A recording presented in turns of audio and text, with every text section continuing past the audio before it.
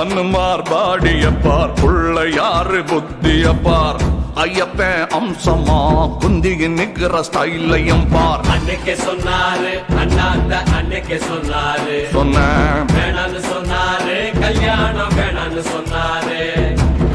Super பாடியையும் கல்யாணம் சுருக்கிடுண்டா சீரும் காளையையும் soup போட்டு குச்சிடுண்டா.